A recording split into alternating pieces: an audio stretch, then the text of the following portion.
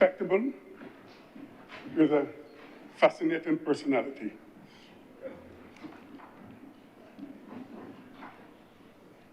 You possess an excellent understanding, knowledge, and application of jurisprudence.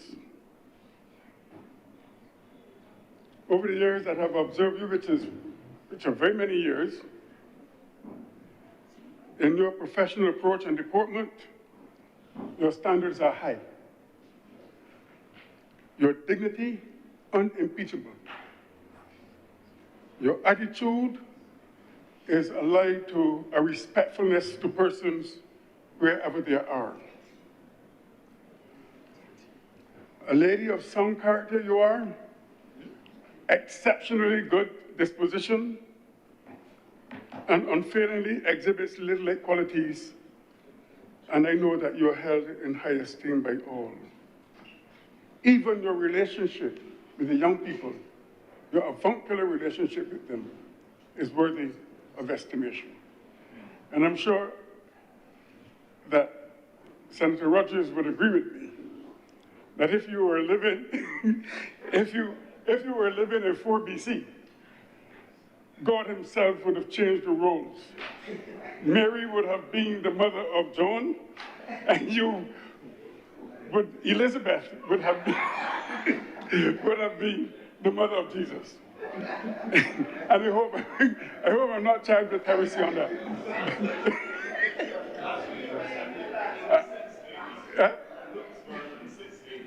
680? Why is that 4 BC? But we can deal with that. But, ma'am, I believe that you are worthy of any honor that is bestowed upon you. I also rise to... I would wish to thank the Honourable Senator and to remind the Honourable Senator that the clock has already begun to started running. So how much of her time you have left, having spent time on this, Elizabeth, who is very grateful for the compliments, but I'm not increasing your time, Senator. I understand. Ma'am, I have a particular interest in this bill from an historical perspective. If you look at history, in fact, history, in my opinion, is being made live again when we check places in North America, places in South America. There is this new element, especially in the sea. The argument is that if persons traveled the seas, if colonizers traveled the seas at that time, and if there were boats and ships involved, there must be something in the sea that can impact on the history and culture of nations. As I speak to you, they are still looking at Lonesome Meadow in Canada because they want to tie the evidence with the sagas about the Vikings' history. They come to the Americas long before Columbus. And all the evidence now seems to be indicating that there is a connection between Lonesome Meadow and the Viking travel many years ago. This, to me, is important because in the Caribbean itself, there is concern that even the Spanish vessels that were here in the Caribbean that made that journey from the Caribbean back to Spain, that there are many Spanish ships which are sunk in the Atlantic with vast treasures. And people are becoming interested in that again. But what piqued me most about this bill was our own history and the retelling of that history. Because I believe that our marine area is also important to our history. When I served this country in London, I attended a celebration of the Victoria Cross, those soldiers who were from the Caribbean and were assisting the British in their wars. The professor from Cambridge talked and he mentioned all sorts of things. But I remember in particular that he was mentioning BRP. And for him, BRP meant Brazil to the River Plate. That Britain used Brazil as a hub during World War II. Now, for any persons who know the area, it would not make sense. Brazil to River Plate, both are in South America. That wouldn't make sense. But really, BRP in those annals means Barbados to the River Plate. Barbados too was used as a hub, and we know from our history that the Germans were here in Barbados. The folklore about the Cornwallis getting hit from behind, it was here in Barbados. We know that German soldiers came here and went to theaters and all, the plays and all of that. And these are all aspects of our history and our folklore. The issue with lighthouses. We have the lore of Sam Lord. The lighthouses. When people see the light, they thought they were safe. And whether the apples were made of gold or they were just fruit. These are part of our culture. So we have the ports, the lighthouses. There is a town in Jamaica, Port Royal. Port Royal, destroyed by an earthquake in 1692. So we have a lot of history that is tied to the ocean. And I believe that we need to protect that. In fact, investigate it and protect it. Exactly, And therefore, I don't want to speak too long on this because I'm sure that the senators who were able to hear my voice at Combermere could hear this coming from, in fact, ma'am, these are my notes, some of my notes from Combermere School. So I don't want to prolong this debate, but the point is that they are all important to us. However, if we are going to develop and attach our marine area to our own history and culture, I believe that archaeologists must play a part in it, even before we consider unearthing. There's an area out here, I heard Senator Maynard speak about it already, just out here where, they're developing a hotel. And I'm asking, and this is near the sea. This is near the sea. What architectural artifacts have been left? What are they? And I am interested in this because even so, madam, we are also still looking at the connection of Africans in the Caribbean prior to the visit of Columbus.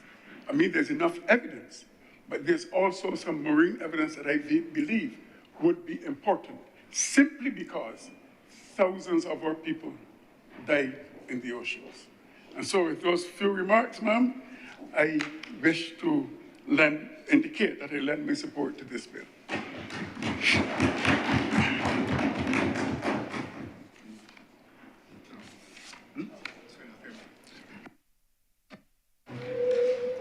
Senator Dr. Knight. Senator, the other doctor. Well, no, there are so many. Senator Dr. Maynard, please. Thank you for recognizing me, ma'am. Madam President, I rise to congratulate you on your recent award. I consider it an award well-deserved for your years of faithful service and dedication.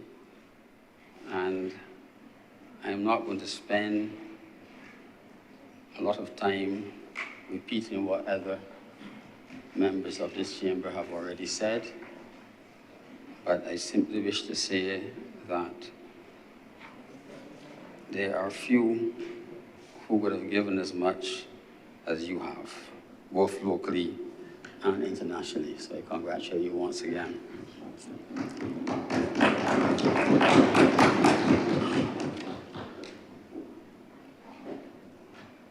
Ma'am, this bill that's before us in this season is a long, important bill that has implications for generations to come.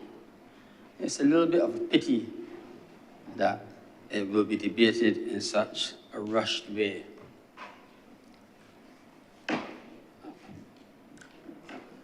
And I say that without any regret. There is so much contained within this bill that I believe that each section of this bill requires a separate day for debate. But as it stands, that will not be possible. Madam President, I grew up very close to a fishing village called Silver Sands. So the salt and the raw smell runs in my blood. And most of my family are fishermen and mechanics. So we build them and we fix them. And I've listened in this chamber to some of the things that are being said. And I too could rise on a point of order and correct some, but I chose not to. We recently had Hurricane Beryl. And Hurricane Beryl did things to the fishing industry in a very short time that probably few other hurricanes did.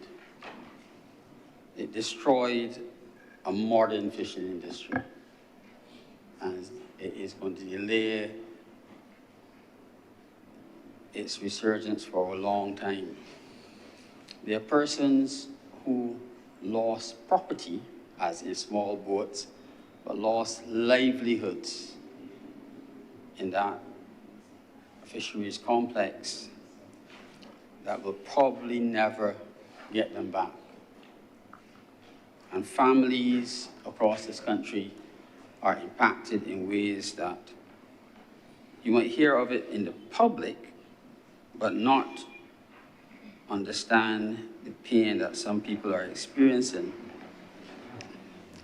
I go to the fish market quite often. I guess it's part of who I am. And it's remarkable how empty it is. And it's empty because there's not much fish to sell. And I know a lot of people who depend on that boat that goes out to fish. And that boat supports not the fishermen on the boat in the exclusion, but extended families. And the extended families go back as far as great-grandparents who do not have any ownership of the boat, but fish from the boat feeds those people, and all that is gone.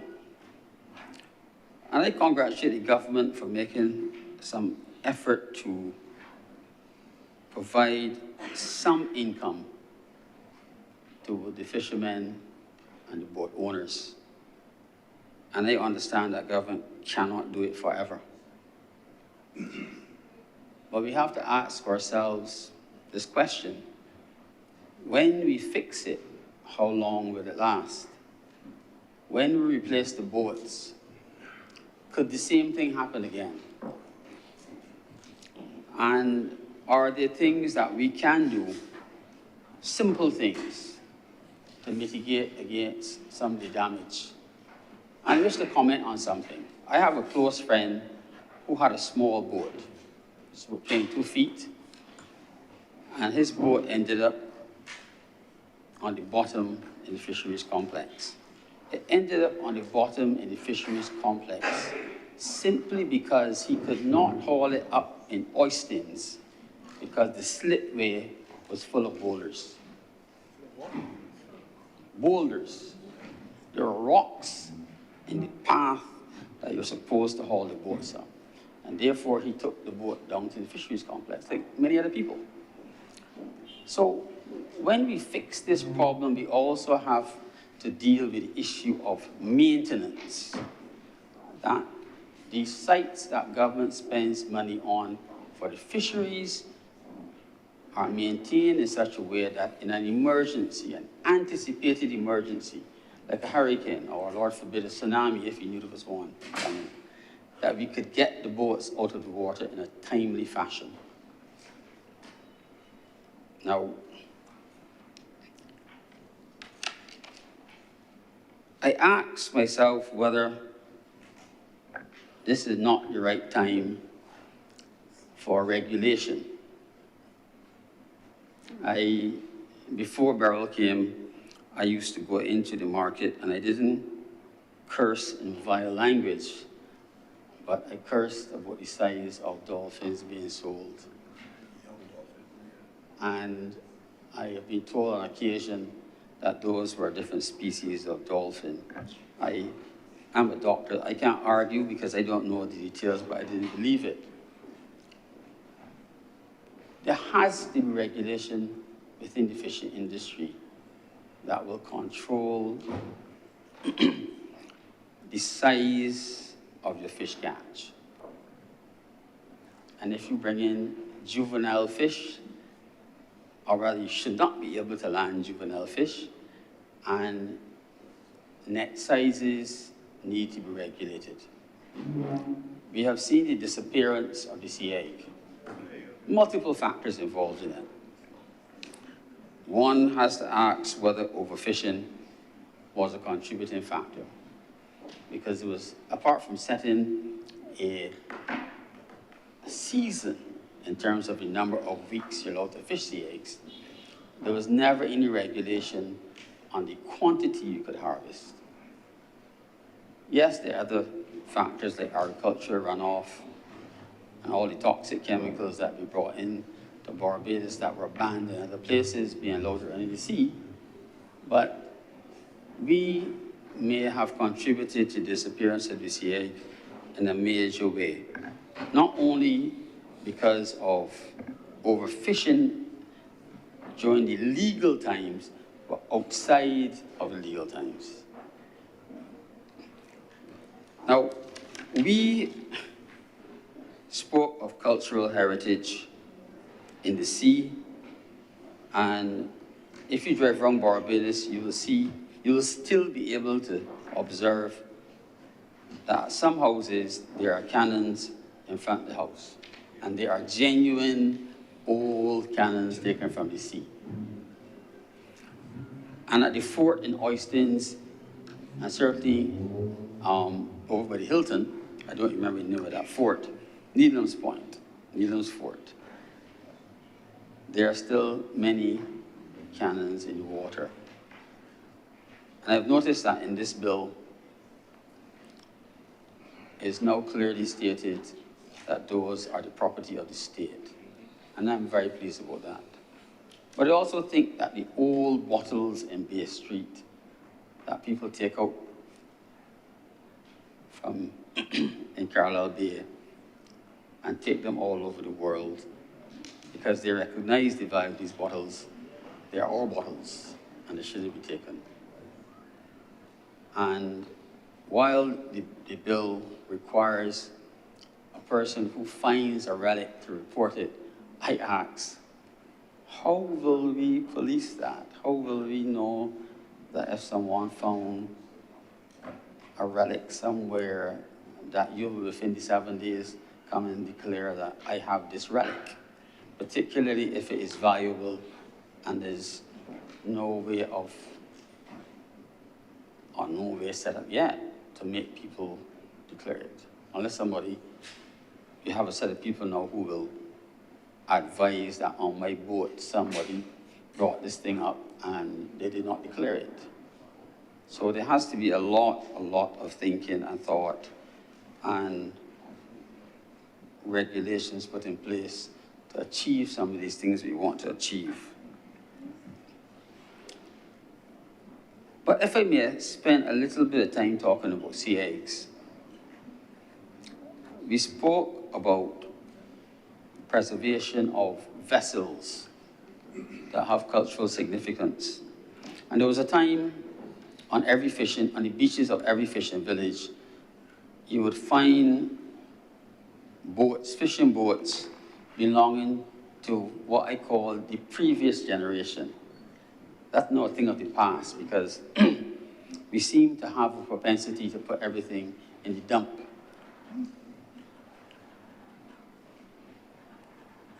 If you go to Oistins early in the evening, the beach is clean. There are no old boats at the back of Beer Gardens because they were all removed from the beach as an eyesore. And those boats, to my mind, were relics of the past. And that is how we used to build boats. They were built with mahogany ribs and all the other materials that were used. Now they're built with synthetics, fiberglass. We can't destroy the relics and then expect to preserve them. Over 10 years ago, Professor Sir Henry Fraser started a movement looking at the lighthouses in Barbados and preserving the lighthouses. And there was actually talk about public sector, private sector cooperation that would involve preservation of lighthouses. And I'm pleased that this government has now has plans to formalize the preservation of lighthouses. But I warn you that they will not last very long if you don't act soon, because there's nothing that reacts faster than iron and salt air. And if you doubt me, go to South Point Lighthouse and see what's happening to it. Or go to Ragged Point. They do not take neglect very well. And we've waited almost too long to save what are important cultural relics. Maybe we'll act soon on it. And the reward will be that there'll be many Barbadians and tourists visiting these places and paying small fees that will help to maintain them.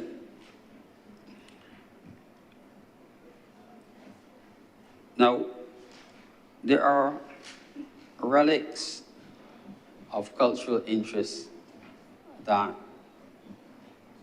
do not count like ships and big vessels. And I don't know if I ask in this chamber if there's anyone here who can tell me the things that were used in harvesting sea eggs, if there are 3 people who could tell me.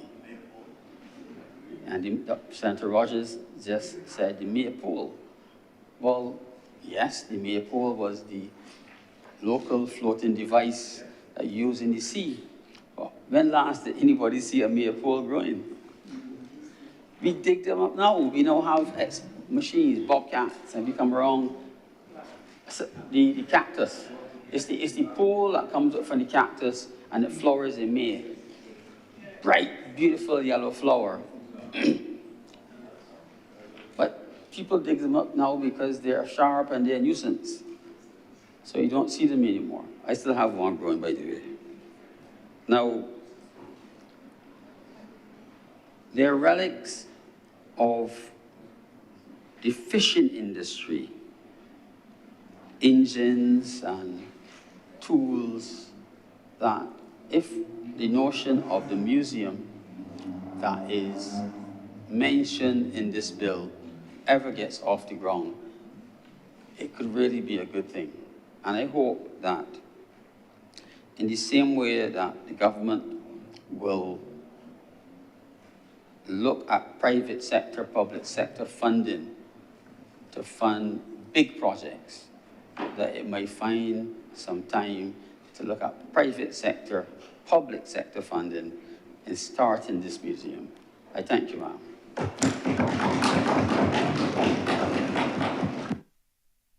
Senator Boyce, please. Thank you, Madam President.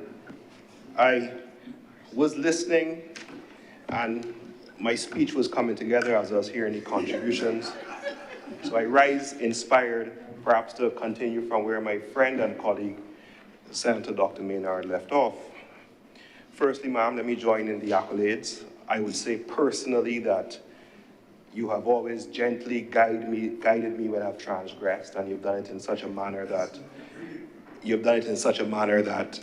I was unaware that I was being chided until much later, so I thank you for it. And I think that your contribution is one which is not yet at its zenith, so we look forward to seeing where you go from here. I think the topic today is one which we're all ad idem: Barbados, beaches, preservation. I had a recent cause, as pointed out by Senator Dr. Drakes, to be on the West Coast, enjoying this beautiful island, which sometimes when you live somewhere, you don't really get to experience it like a tourist, because I had some friends visiting from Trinidad to celebrate a significant milestone. So one of the gentlemen booked a cruise for us, and we went down on a catamaran on the West Coast, and I have not done that in a long time. It was a beautiful day. I swam with turtles, which I haven't done in a while, scuba dive, snorkel, all that good stuff. And it really brings home an appreciation for what we have and the need to preserve it. As I was listening to the debate and the concept of where have the CX gone, I will say it, and I might get my Bajan card revoked, but I'm never a big fan of CX, ma'am. I'll be very honest with you. I know it's a delicacy, but the smell alone will, send me in a certain direction. I might do something with a CCAT, ma'am. I might do something with a CCAT, but CX is where I draw the line. But I remember, ma'am, attending at Hastings when there was I think it was, the KFC was still there, and you could literally go down onto the reef, which was so rich and abundant. And I remember being there with my uncle and my cousins and seeing starfish and urchins and all types and manners of marine wildlife, which we don't have anymore. We don't have it anymore. And we know the reasons for it. We can't sit down here and blame each other, which we could try to do, but it's global warming, it's coral bleaching, it's an effect of development, it's the rise in sea temperatures. Corals in Barbados have been under significant attack for decades now.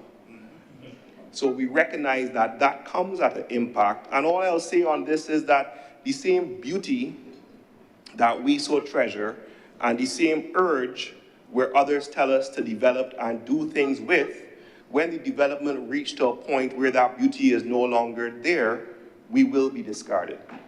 So there has to be a harmonious recognition that too far left is right, and that as far as we go in getting wherever we believe we should be, we need to be cognizant of what we have and to preserve it for future generations.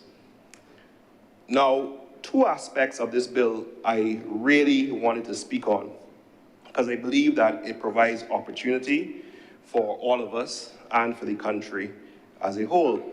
Firstly, in terms of the questions of wrecks, I'll be a bit naughty, ma'am, and say that we've had an exponential increase in the number of wrecks off the coast of Barbados after Hurricane Beryl. But there's an opportunity in that tragedy. The same way the government was able to recognize the need for increased output of construction workers, is there an opportunity here for us to delve and put resources in to develop a shipwright or boatswain industry for persons to assist in the repair of these boats and to manifest what we have such a latent talent for and increase our dry dock capabilities? Why must boats be going to Trinidad or up the coast in case of these places when we have such talent here? Why can't we expand it in terms of our ability as a production sector to go beyond the concept of fishing and to go beyond the concept of construction and say we are going to make ourselves the premier boat repair center in the Caribbean? Maybe there's some good that could come from these losses that we have suffered, and we could seek to exponentially increase the resources that are available to it. Something to be considered. But I was particularly excited, ma'am, with the concept of the marine a heritage area. And I think it's something that I would love to hear more spoken about. I think it presents great potential for investors to allow a symbiotic development, as I note the number of ministries involved in what is necessary for any proposal. Indeed, ma'am, we can all remember, and when I sort of conceptualize and thinking out loud, and dare I make suggestions for the government, we have an opportunity with any such marine heritage center to perhaps capture those iconic statues such as Nelson, which caused great divide within our nation. He was removed with great ceremony.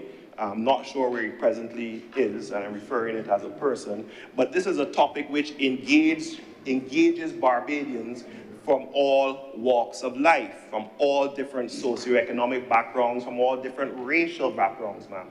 It is also something which we can tie into the venomous transatlantic slave trade with regard to recognition of our history. This is what this country was literally built on. These are the facts, these are the components of our history. Maybe these maritime heritage areas would be able to capture all this information, present an area where we can allow our visitors, ourselves, our children to reckon with some parts of our past that we're not the most comfortable with. But unless you face it head on, you might then find yourself a future where persons are asking you what you're talking about when you speak about certain atrocities. There's also, ma'am, I think, potential to incorporate the development and the management of treasure to these types of areas. I like the concept that he who finds the treasure owns, and that the treasure is recognized as revenue for the state, so of course that's for the taxation purposes.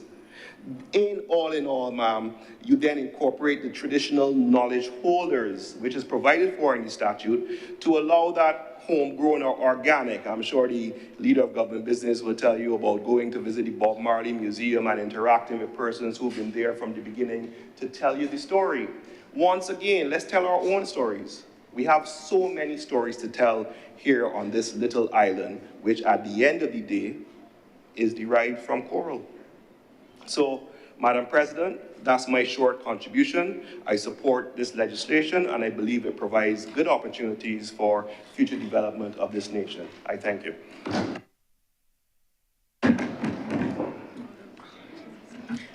Senator King. Thank you, Madam President. I shan't be long, but I think under the circumstances, there's just a couple of things that I would like to put to the chamber. And we've spoken a lot about this bill in terms of how it looks at heritage. And one of the things that the bill speaks about also is natural heritage. And as part of that natural heritage, there are lots of things which we've not explored in the past, minerals, and as was mentioned by Senator Worrell, I think it was biotechnology. And I'm doing a little bit of research on such things. One of the things that I came across was the use of what they call Caribbean sponges to deal with ailments, if I could use that term for the doctors in the house, for cancer treatment and different things like that. And we have been talking a lot in Barbados. I heard the economists and everybody keep talking about the diversification of the economy. And this presents us with an absolute great opportunity to do such. The establishment of the Barbados Ocean Minerals Secretariat. And that is where my interest was piqued, at us being able to think outside of the box and to go towards what other territories in the world are already looking at: exploration of the seabed. And it was noticeable that in about 19 countries I saw, in the Caribbean there were 2, Jamaica and Cuba. And this presents us, again, with an opportunity to create new jobs, for new income streams, and also to help with innovation and technology, because they're talking about mining in this area, in the sea. But the truth is, they're not mining as we know it in terms of drilling. What the science and the scientists are saying is more about harvesting, where you have these robots that have already started trials that sweep the ocean bed and pick up all of these, what they call nodules, which have in things like nickel, cobalt, copper, and manganese. And these are things that we're using for green technologies to make the laptops, the batteries for storage, and all of these other things. So Barbados now, and this government, has been, in my mind, very proactive in being able to get involved and put legislation and different things in place to take advantage of this. One of the interesting things is, while I was doing the research, is that the International Seabed Authority, which is responsible for making the legislation and the different things like that to govern how you do this mining, they themselves have not had any legislation. And Barbados has put things in place already. So I believe, Madam President, that this is one area where we as Barbadians should be extremely proud that for the very first time in a long time, that a Caribbean country has been more proactive than reactive, which is the norm for us. And so I want Barbadians to appreciate that in this lies opportunities, like I said before, for the creation of new jobs, to help stimulate innovation, and to also make use of minerals and other things within our waters that we haven't done in the past. And with those few words, I'm obliged to you. Thank you very much. So Senator Knight, before you speak, I really just want to again thank all those people who continue to make very kind remarks in their interventions. Senator Knight. Thank you very much, Madam Chair. Madam Chair, I believe that we've had a very fulsome discussion with a number of points that have been made. In particular, the last two speakers identified a number of opportunities that the bill opens up. Senator King would have spoken about employment and innovation, which are real aspects, particularly for the new world that we are living in and that is shaping up. And that is, again, one of the hallmarks of having comprehensive legislation, as such as this one, that looks at a new area that previously, I think that we've all agreed in the chamber, was one that we hadn't looked at before and hadn't valued before. There were some specific questions that were raised, Madam President. I can't attempt within this sitting. Somebody said that perhaps each of the sections require a separate day for debate, and perhaps the breadth of the questions would also then require more fulsome discussion. But just to respond to a couple of things. So the first major one, Madam President, was around giving a report on the state of the fire at the archives and what was the status and what has been done to date in relation to that. So I want to indicate that come January, the Division of Culture will be providing a full report card to the country. We will be inviting the media as well to be on location at the new site at Newton, which will house a Category 5 resistant facility. I was very pleased the other day to actually see the work that is already being done on that. I was being very conservative and saying, oh, by the end of 2025, Export Barbados is saying, no, ma'am, you know, they will bring it home before that. But that we will have, for the first time ever, I'm just going to say within the Caribbean, but I believe even broader than that, we will have a fully outfitted facility for an archives that can withstand guaranteed, well, not guaranteed, I shouldn't say so in the context of the climate crisis, but that the materials and the engineering are up to a Category 5 resistant level for our archives. In the meantime, and I will just very briefly, just 4 points or so, just in terms of what has been happening. In the meantime, the records are being moved to another secure facility, and I have the approval from the fire service, or the fire service certification, that facility that we're moving the records to currently temporarily until we move to the Newton facility is also as well certified at the very highest level from the Barbados Fire Service. We hired an independent investigative team out of St. Kitts in order to make sure that we did a full due diligence on the fire. That team would have indicated that there was no malfeasance, there was no interference, there was no individual or personal or any kind of untoward act for the fire, that it was, again, due to the lightning strike, and that was confirmed by them. And they also made several recommendations that we are implementing. I'll speak to 4 of those major recommendations, which will provide you with an update of what is happening. So one of them, they asked us to just make sure that we have an instantaneous kind of call to the Barbados Fire Service. And by Friday, right now, we have technicians that are at the archives on site, and they're doing several things, and that is one of those things, making sure that we have that trigger that goes directly to the Barbados Fire Service. They're also upgrading the CCTV camera facilities. They're also upgrading the access controls. Those access controls will be upgraded by December 29th, CCTV, and as I said, the Fire Service automatic trigger by Friday of this week.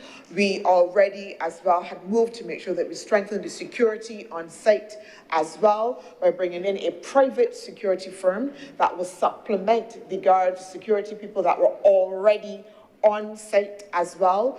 We have moved to install lightning rods and make sure new lightning rods on all of the buildings now of the Archives Department again. So again, to mitigate as much as we can, noting, I must say, that there was an existing lightning rod on the building that was struck. I just want to note that. So again, we can put in as much mitigation as we can, but when you have instances such as we did in relation to the lightning strike, things can still occur. So we are in the process of making sure that we do that. In relation to the closure or non-closure of the archives has been functioning, it has been doing community outreach. It actually held a genealogy workshop quite recently as we celebrated Shirley Chisholm on site, where the Barbadian public was on site to receive services. It is not, however, open to the public for research, only because the salvage operations only stopped at the end of the first week of December. And those salvage operations were about seeing what it is that we can literally salvage from the fire. So that effort has been ongoing. And as you can imagine, with equipment and people, etc., still using that area as a salvage site, it would have been difficult then to also have the public coming into the space. So now that is done. And as we continue to move the records, we will look towards the full reopening, because it is still operating. Staff are still there. Like I said, genealogy workshops are going. The staff are still going out to do visits, etc. But we will have it fully open. So, Madam President, like I said, we will do a fulsome review. Just in general, I want to a fulsome review of the archives, fulsome account for the public in relation to the archives in January. Madam President, there has been a lot of discussion in relation to how do we make sure that people understand and can benefit from the opportunities within this bill. How do we make sure that fishing communities are able to engage? How do we make sure that there are benefit and active participants, and that we value the traditional knowledge? Madam President, I just want to just again reflect for everyone, I would have mentioned it in my presentation. One, at section 11, the Maritime Heritage Tourism Development Plan. So that the expectation is that in consultation with all of the necessary stakeholders, as I would have indicated, that it is to be done in collaboration, in consultation with government, non-governmental stakeholders, private sector, and other agencies with an interest in matters pertaining to the Maritime Heritage Development Plan. So some of the things, and I think one of the honourable senators would have indicated is a work in progress, is that it's supposed to be based on a consultative process that will then develop the roadmap for full implementation and rollout as well. And I want, again, even though I did point to some of the areas, want to, again, in response to some of the questions in particular, by Senator Worrell when he talked about promotion of more leisure activities, to note again that at section 11(2)(d), one of the elements of that Heritage Tourism Development Plan is to promote leisure, business, and other forms of heritage tourism. We talked about, there were questions about how do we kind of create linkages as well at E. One of the components of that Heritage Tourism Development Plan is to strengthen the linkages between tourism, culture, shipping, fisheries, marine biotechnology, and other sectors that directly and indirectly participate and contribute. And as well, at H, harmonize where appropriate formalities, administrative and documentary requirements. It talks about at K, somebody talked about planning, integrate sustainable physical planning components to support the development and operationalization of facilities, etc. So that, like I said, the Maritime Heritage Tourism Development Plan, which should be done in consultation with stakeholders, will provide the framework for the long-term implementation and build-out. And that will then lead, Madam President, to the Barbados Marine Heritage Tourism Development Program, so that the legislation anticipates that clearly all of the elements will not be able to be fully fleshed out, but that we follow a process of consultation based on what is here, and then to develop a program for implementation.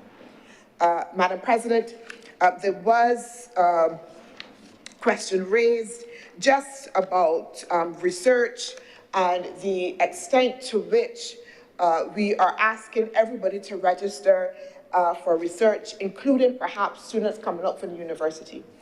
So, Madam President, I understand the concern, but I want to identify as well. Senator Dr. Crystal Drakes made a document of the House, a research that she said that most likely the government would not have been aware of. Right? The government would not have been aware of. What the legislation is trying to do is to make sure that we can actually be able to have an account of all of that research that has taken place, whether it's done by university students or wherever, that we have now a full register that allows us to be able to see all of the valuable work that is being done by others, and that can contribute to the knowledge and then the further build out, Madam President, of the sector. So while I understand that there is a challenge, it does allow us to be able then to have a fulsome then list of what is happening within the area of maritime heritage. Again, like I said, that can then further contribute. And this is important because very often we do not have all of the knowledge bases, and work is going on by different people in different areas that you do not know of, that can contribute and that can be valuable. So while I appreciate, as you said, we do not want to have restrictions that will bog down the process, I think that we also as well need to have a balance in terms of the higher objective. And in this instance, the higher objective is to make sure, again, that we have and we're able to collect that body of work and then to see what is happening within the sector and what research then can be leveraged for ongoing work. Madam President, I wanted to respond because I think that there was a lot of concern just in relation to coral restoration. We talked about it on the West Coast, but just in general as well. To know that the government does have a coral restoration project. There's a project with UWI, I think, and a number of private entities. I think it's called Corall, C-O-R-A-L-L. And that has started, I believe, over 5 years ago. And that project as well is about recommitting the coral and growing coral as well to deal with some of the issues and the impact that we would have had on the West Coast and for future regeneration of the coral as well. So that this is taking up the attention of the government, and we understand the need to have a long-term trajectory to this and its level of importance. So I also wanted to be able to report on that. I also wanted to indicate that no, this is not related to the Depth for Nature SWAP in its entirety, and I think that the link was being made to the Depth for Nature SWAP, and then there was a reference to 55,000 an area that was supposed to be demarcated. And I want to be able to indicate to the Honourable Chamber that no decisions have been made relative to this.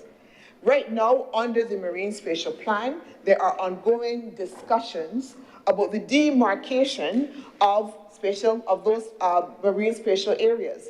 And out of that consultation, then you will have demarcation coming. But first, we are starting with consultation. First, we are going out to people. First, we are asking all of the critical stakeholders. First, as was indicated in this Honourable Chamber, we are speaking to fishing communities to find out and to understand how they will participate, what it is that they feel about this area, how it should be treated too, so that the government is not superimposing restrictions. But again, it would come from through consultation and then as well legislation that will appropriately regulate that. But again, starting with the Marine Spatial Plan, starting with consultation, and then moving on to the legislative process, Madam President.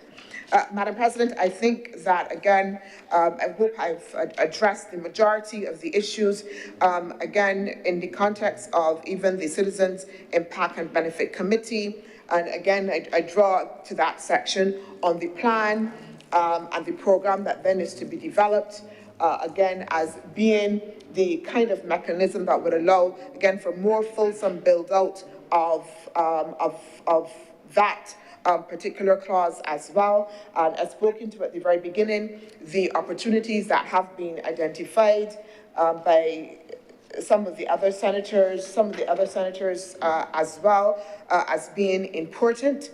I don't eat sea eggs, unfortunately. I know that there was some discussion about the, about the sea eggs and what is happening there. I'm a little bit, so everybody's looking at me, and so I'm going to look at you. I'm going to look at you, Madam President, because I'm seeing astonished looks across the chamber. So I apologize if I've offended few persons by my non-eating of the sea eggs. But I've eaten other things from the sea, just not the sea eggs. But also as well, I just wanted to again go to the point. We talked about the presence of the lighthouse. Senator Maynard would have spoken to that and our need to be able to move quickly in order then to be able to address the erosion. And again, pointing to the fact that we've not had a legislative framework. We've not had it. And no, we do have a legislative framework that adds to what we already understand to be the need to protect and to be able to preserve. Madam President, I think, though, that there is a consensus in the chamber about the importance of the bill, its comprehensiveness, the opportunities that can be derived from it, the need to make sure that we engage as the bill makes provision for our local communities, the need to understand that the first visitor is a local, the need to understand that nationally as well, that we need to elevate the value and appreciation for our cultural heritage. And that the bill, therefore, is a critical piece of our being able to do that. As Senator King would have said, this creates a benchmark for others to follow, and Barbados is paving the way in respect to this legislation and showing, again, the understanding and value that we place on cultural heritage as a broader context, but also as well on the marine cultural heritage. Madam Chair, again, I beg to move that this bill be read a second time.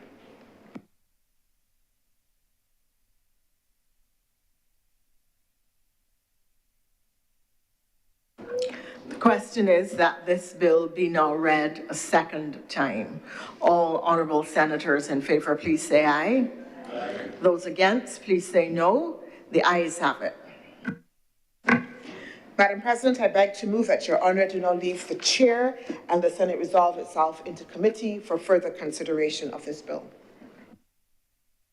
The question is that I do now leave the chair and the Senate resolve itself into committee for further consideration of this bill. Will all honourable senators in favour please say aye? Aye. Those against, would you please say no?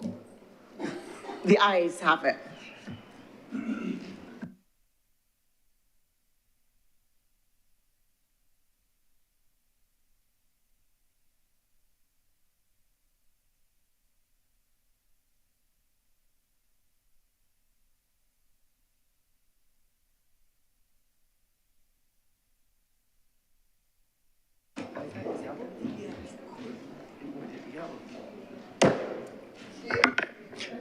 Senators in committee.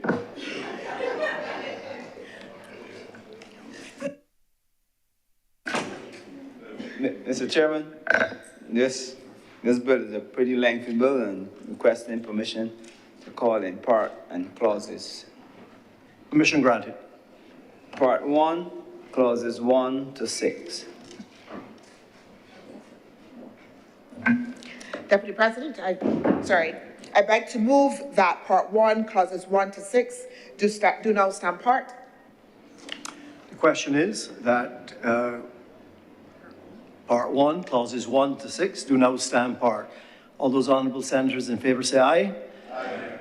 All against, please say no. We think the ayes have it. Part 2, clauses 7 to 20.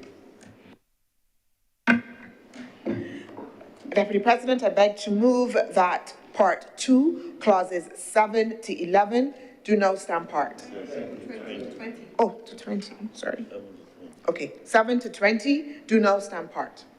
The question is that Part 2, clauses 7 to 20 do now stand part. All honourable senators in favour, please say aye.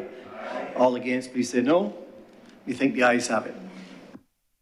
Part 3, clauses 21 to 29. Deputy President, I do beg that Part 3, clauses 21 to 29 do now stand part. The question is that Part 3, clauses 21 to 29 do now stand part. All honourable senators in favour, please say aye. Aye. All honourable senators against, please say no. We think the ayes have it. Part 4, clauses 30 to 69. Mr. Chair, I beg to move that Part 4, clauses 30 to 69 do now stand part. The question is that Clause 4, Parts 30 to 69 do now stand part. All honourable senators in favour, please say aye. Aye. All against, please say no. We think the ayes have it. Yes or no? Please rise, I don't know. The ayes have it.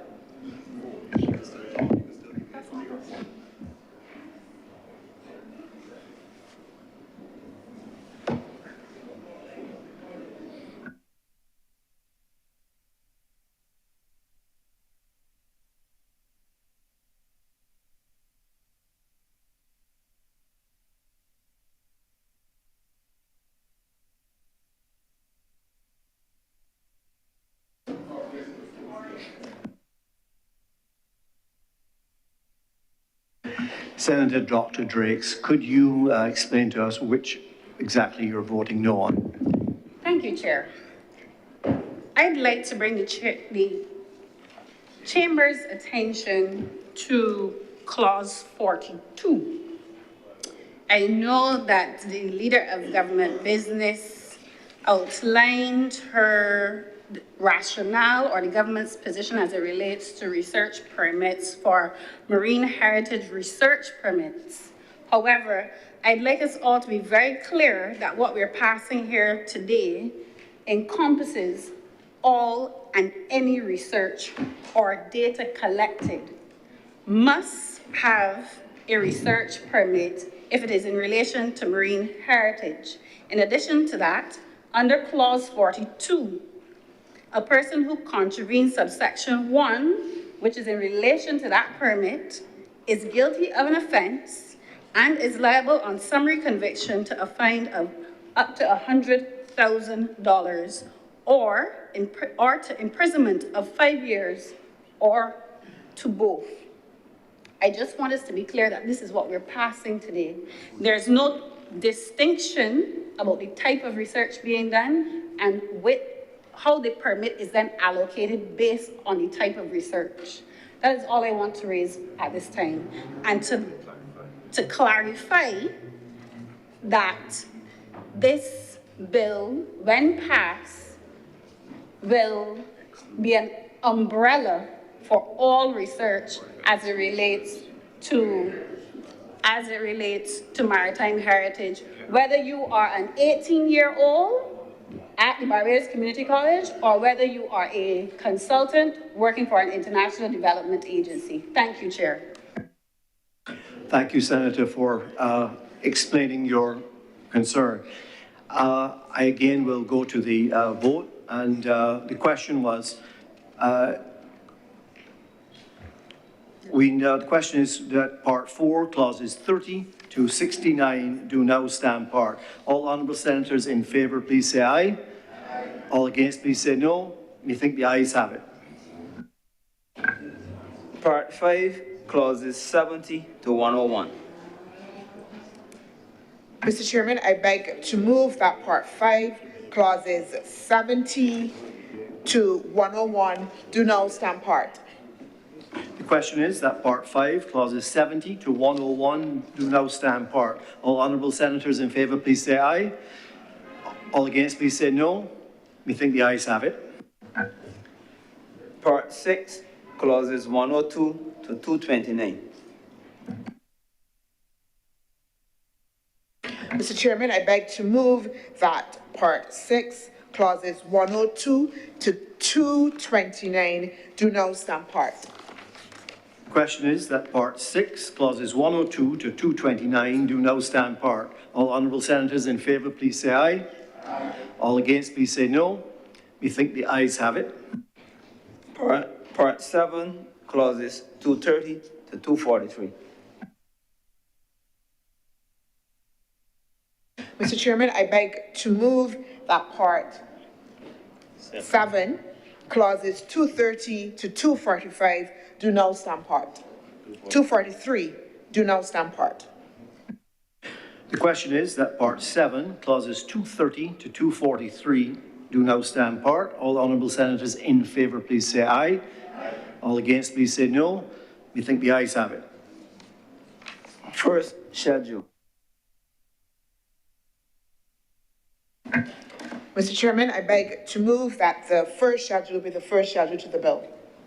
The question is that the first schedule be now the first schedule to the bill. All honourable senators in favour, please say aye. All against, please say no. Methinks the ayes have it. Second schedule. Mr. Chairman, I beg to move that the second schedule be the second schedule to the bill. The question is that the second schedule be the second schedule to the bill. All honourable senators in favour, please say aye. All against, please say no. Methinks the ayes have it. Third schedule. Mr. Chairman, I beg to move that the third schedule be the third schedule to the bill. The question is that the third schedule be the third schedule to the bill. All honourable senators in favour, please say aye. All against, please say no. Methinks the ayes have it. Fourth schedule. Mr. Chairman, I beg to move that the fourth schedule be the fourth schedule to the bill. The question is that the fourth schedule be the fourth schedule to the bill. All honourable senators in favour, please say aye. All against, please say no. We think the ayes have it. Report. Mr. Chairman, I beg to move that you do now report to Madam Honour, the President, the passing of one bill in committee. The question is that I do now report to Madam Honour, the President, the passing of one bill in committee. All honourable senators in favour, please say aye. All against, please say no. We think the ayes have it.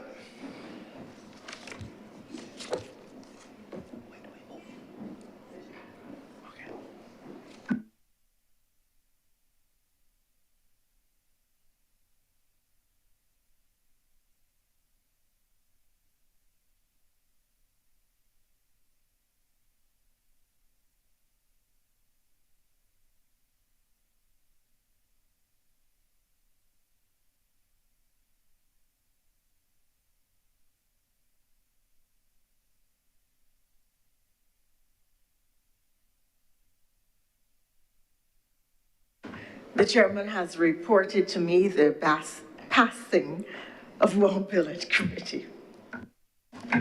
Madam President, I beg to move that this bill now be read a third time. The question is that this bill be now read a third time. Will all honourable senators in favour please say aye? Aye. All honourable senators against, would you please say no? The ayes have it. Madam President, I beg to move that this bill do not pass and be cited as the Marine and Underwater Heritage Act 2024. The question is that this bill do now pass and be cited as the Marine and Underwater Heritage Act 2024. Will all honourable senators in favour please say aye? Aye. Those against, would you please say no? The ayes have it.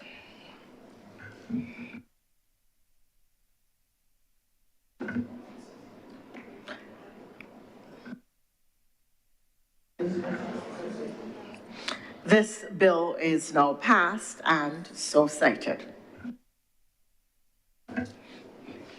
Order number 8, ma'am. In the name of the Honourable Leader of the Senate, to move the second reading of the Tourism Development Amendment Bill 2024. Before we go to the next item on the order paper, we have sort of broken what is developed as a tradition in the chamber, and that is to greet and recognize all visitors at the start of the sitting.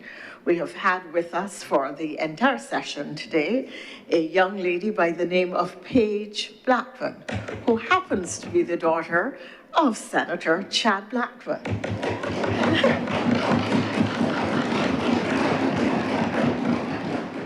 Those of us who knew her as a little thing are surprised at how striking and tall a young lady she has become.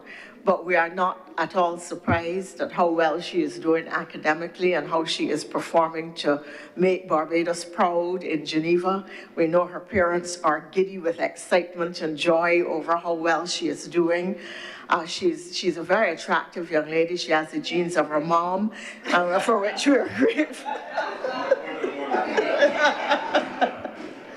But we are happy that coming home for holidays, she's here until early January, that she is sufficiently interested in the matters of governance and the passage of legislation, that when many young people would have taken the opportunity coming home less than 48 hours to go out with friends and to catch up with relatives, she has come to the chamber and has spent the day with us to date. This is pretty impressive for a 12-year-old. Though today I said, but Paige, you're 15 by now, right? And she looked at me in shock. But she is so tall and so striking that she really has a much older look, and we know that she is really performing at the level of someone beyond her years. We pray God's continued blessing on her and her success and journey. And now we can go to the order paper. Madam President, before we get to order number 8, we want to recommit to private members' business. Thank you, Clark. Thank you, Mr. Clark. We will hear Senator Malalu. Thank you, Madam President. I rise to give notice of a resolution. The resolution reads, whereas under Section 5 of the Land Acquisition Act, Cap 228 of the Laws of Barbados, the state can acquire land for public purpose. And whereas under Section 3 of the said Act, the Minister is authorized to acquire lands for public purposes. And whereas the Constitution provides that no property shall be compulsorily acquired except by and under the authority of any written law. And whereas no claim for compensation under the Land Acquisition Act shall be admitted or entertained unless it is made in writing within 2 years of the publication of Section 5 notice in the Official Gazette. And whereas the present state of the law allows the compulsory acquisition to be completed without timely payment or none at all to the owner of the land. And whereas the law does not compel the Minister to give details of the public purpose. And whereas, in the interest of good governance and transparency, it is desirable that public purposes are more clearly defined in the legislation, be it resolved that the Land Acquisition Act be amended to reflect the following. A, that purposes are more clearly defined in the legislation. B, that compensation being offered is informed by a public and private valuation. C, payment of compensation should be completed within 3 months of the Section 5 notice. And D, that the title not be perfected until the compensation has been paid. Thank you very much, Acting Deputy President. I believe, Clark, that this will now go on the order paper to be debated after the holiday season. Well, because it's private members' business, then the government finds the time to do it a lot. Right, so. Let's revert to public business. Order number 8, in the name of the Honorable Leader of the Senate, to move the second reading of the Tourism Development Amendment Bill 2024. Senator Cummins, please.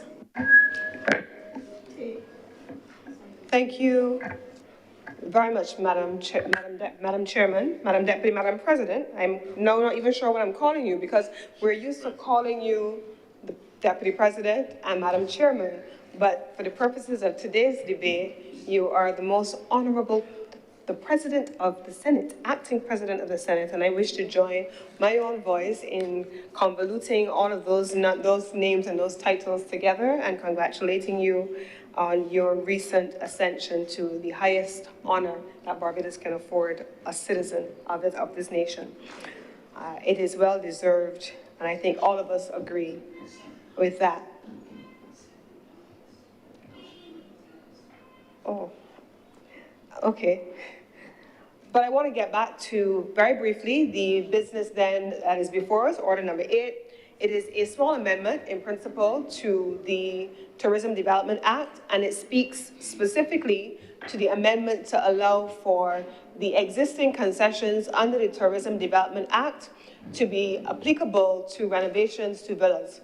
Now, the original Tourism Development Act, which has governed the way in which this country invests in the tourism sector, specifically with regard to hotels and to villas, which then constitute the accommodation sector of the country, this has been a major source of investment. And I don't think I need to say to anyone in this chamber that tourism has remained the major driver of the economy. It has remained the major driver of the generation of foreign exchange in the country by which we pay for goods and services. And we have seen in the most recent reports by the central bank, the governor of the central bank, that Barbados continues to benefit from a resurgence in the tourism sector post-COVID. And we have seen, as a consequence, increased airlift, increased cruise arrivals, and with those two things combined, an increase in the demand for accommodation. And the accommodation sector, we have seen increases in the occupancy rates of hotels, increases in the number of persons who are investing in private properties for rental as Airbnbs, and equally so, we are seeing the emergence of a booming and a thriving villa segment within the accommodation sector. Certainly, Mr. President, what we have seen in the tourism sector is that villa growth, the growth in the villa sector has almost over the last several years outstripped the growth in the hotel construction sector. And we've seen more rooms emerging in the villa segment than we have seen in the hotel sector.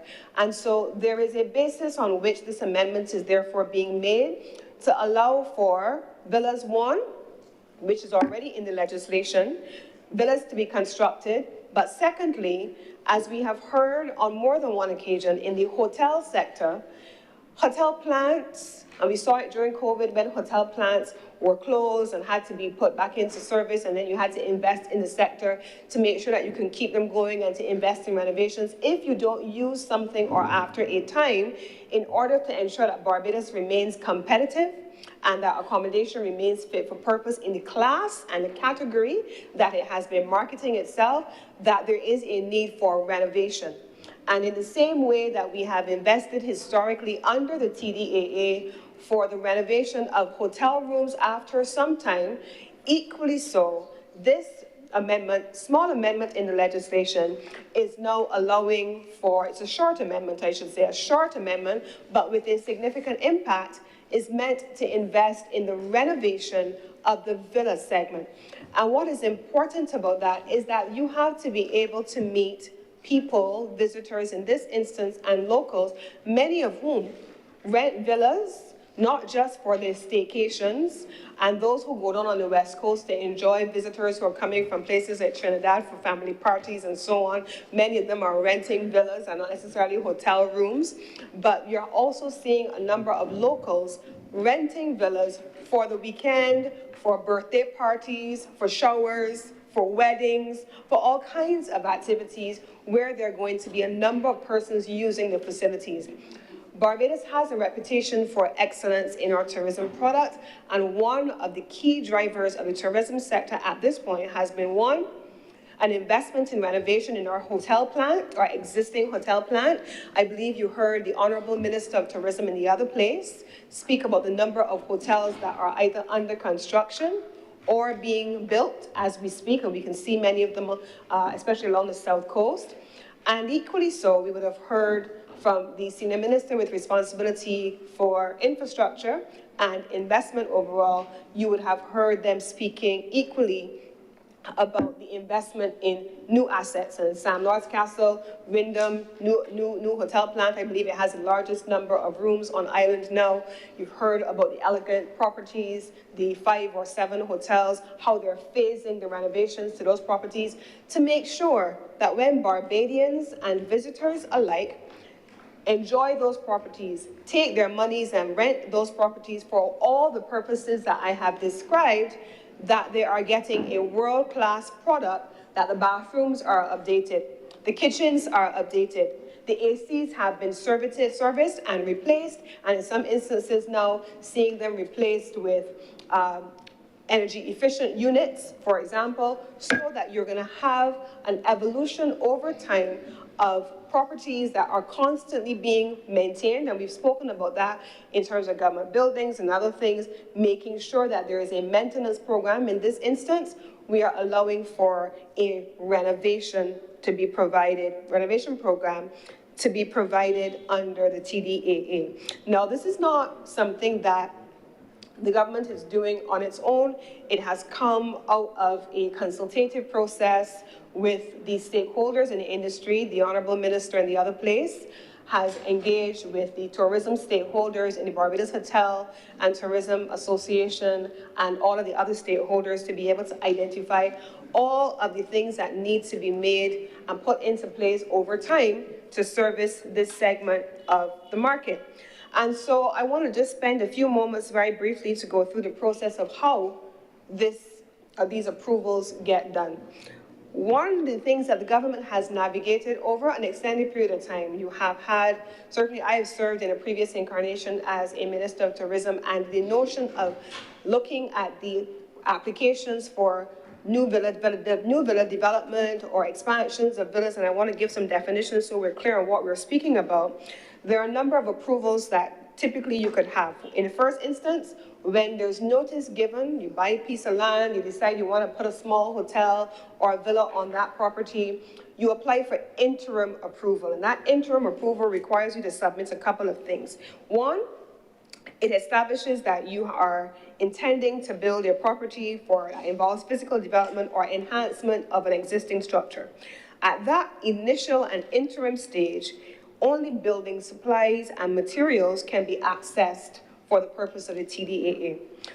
Then you have final approval of a tourism project. This is where there is a transitional or a bridging phase between the interim approval and the final license stage where you're given a license to operate.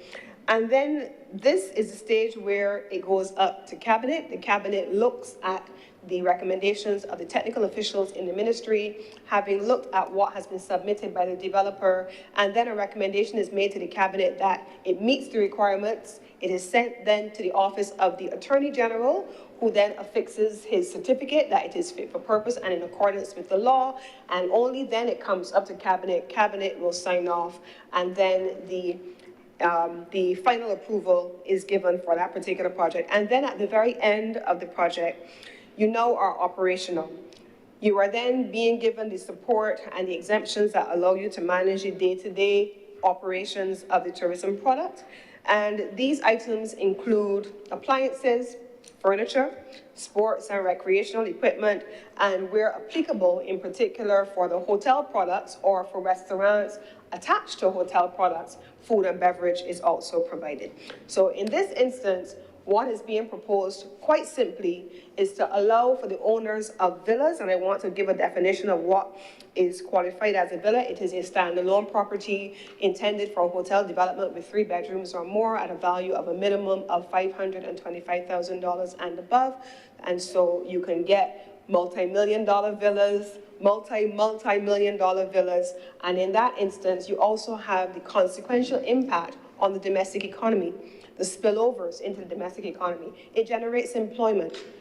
When COVID happened and people were uncomfortable in shared accommodation like hotels, the villa segment surged.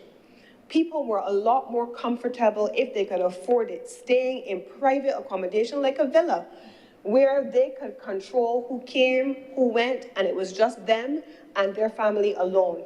The villa segment performed exceedingly well during that period for that purpose. And so the villa segment has been growing and keeping pace, if not exceeding the pace of growth in the hotel sector since COVID. And the expectation is that it will continue to grow. And I think for some of us, the notion that there are more villa rooms on this island than there are hotel rooms is actually a reality that we have been looking at in the sector over time. So, just very briefly, in terms of the level of investment that Barbados has seen in the villa segment, certainly between 2019, just before, at the start of COVID, and now in 2024, the expectation is that we have seen around $457.3 million in investment in this segment. We have seen over 684 new jobs added as a consequence of that. And when I talk about new jobs being added, when you have a villa and in the cabinet papers that go up, you typically will see to employ how many persons for each villa. and what the kinds of jobs are that you will see. So you typically will have your butler services, you will have your gardening, you'll have your housekeeping, you'll have your chefs. Some of them are really high-end and they have mixologists and so on. So they have all kinds of skills, food supply. Then you have your connections to your local farmers, your local supermarkets. You're also able to see in a lot of instances when people come for weddings, you get your local seamstresses. The Welcome Stamp program heavily depended on the surges in the villa segment. We had a lot of people coming in that category, coming and spending money in Barbados. And they came and they brought their children. They put their children in school. They bought clothes. They had seamstresses. They had housekeepers. And so the connection between the villa segment and the tourism sector more broadly, but specifically for the purpose of today's debate, and employment and economic activity locally is inextricable. And it is on this basis that the government has seen it fit to allow for Barbados's product to remain current, to remain fit for purpose, and to remain trendy, new, and attractive to visitors, so we can continue to see an increase in our tourism arrivals. And with these few words, Madam President, I beg to move that this bill be read a second time.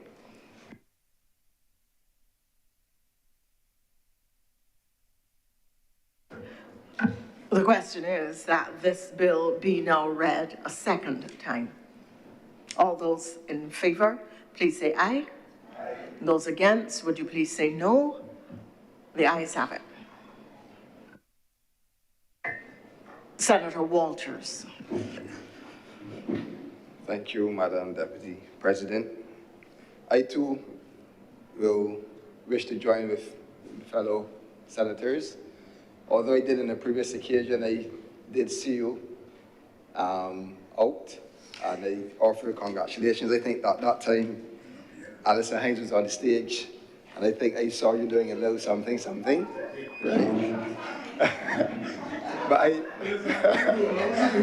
did, no, she did it by herself. She did me. But I did offer you congratulations, and I wish to be on record as well, offer you congratulations on achieving the highest national honor for Barbados. Madam Deputy President, the leader of government business was quite short, and everyone is staring at me, hoping that I do the same, I assume.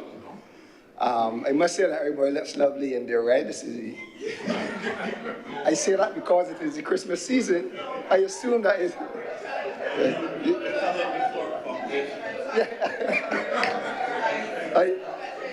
Someone's reminding me of the color of the floor of the foundation, the floor of the hall at Foundation School.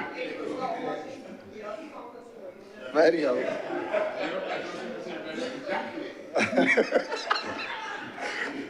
Madam Deputy President, the amendment is a simple amendment, but in my mind it sends a strong message to where the priorities of the government lies. It seeks to create financial space and capacity for persons who will invest in business in Barbados, persons who will invest a certain amount of money into the country, and persons who are more than likely will be foreign. There will be non-nationals. So it does identify, although it's short, and I don't think that we would disagree to the concept of making sure that the tourism product is fresh, or is kept fresh, and that tourism is still our mainstay as it relates to how we earn, especially foreign exchange. But this whole concept of concessions is interesting, and it is also important for the government to use these opportunities to give updates on some of the things in the industry that we speak of, and in this instance, it is tourism. And if you remember, during COVID, there was a BEST program, the Barbados Employment and Sustainability Transformation Program, which offered concessions to the tourism industry. $300 million is what Barbados was told. We haven't had any recent updates. We know that it was supposed to assist in bringing persons from unemployment, because obviously with the airport shut down, etc., persons were at home, and we wanted to make sure that persons remain employed.